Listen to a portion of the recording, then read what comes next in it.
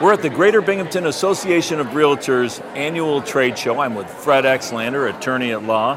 Fred, thanks for being on the show today. My pleasure, Jen. Well, this is a great event. Sure is. There's a lot of real estate agents here and a lot of vendors, banks, home inspection companies, and Lawyers, lots of lawyers. Yeah. But you're the best, Freddie. Oh, thank you, Jen. Now, I wanted to just ask you quickly because it's the time of year. We're just in May now, so this month is the annual grievance period that someone can go and grieve their taxes and get them the assessment lowered, correct? That's right.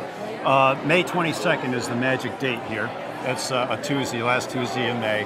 And that's tax grievance day. And that's a procedure where a homeowner can go to the assessor's office and meet with the assessor and usually a couple of other people that were appointed for that day to look at the assessment that the house has in the town that the person lives in.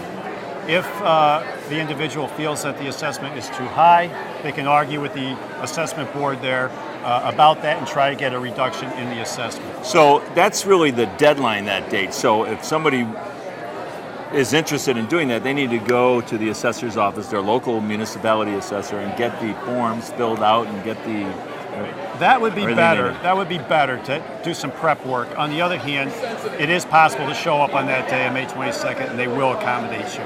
But try to do your homework ahead of time. And one of the biggest pieces of homework that needs to be done is to get the value of your house.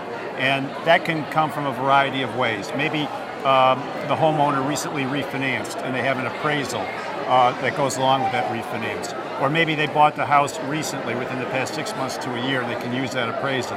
The other thing that they can do, I think, is to contact you. And you can help them with the market analysis. We do it all the time, yep. We help people, show them some comparable sales and things that they can bring to the assessor's office to help make their case. Right. Yeah. Now this year is particularly important because we had the flood last fall.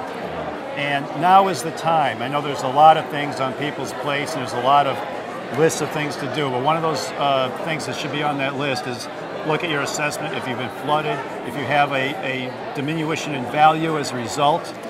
Go to your assessor's office on May 22nd and argue your case. A lot of people have basically walked away from their house. They're seeking maybe a FEMA buyout. They've never remodeled the house. Maybe they tore the house down. It's just a lot now.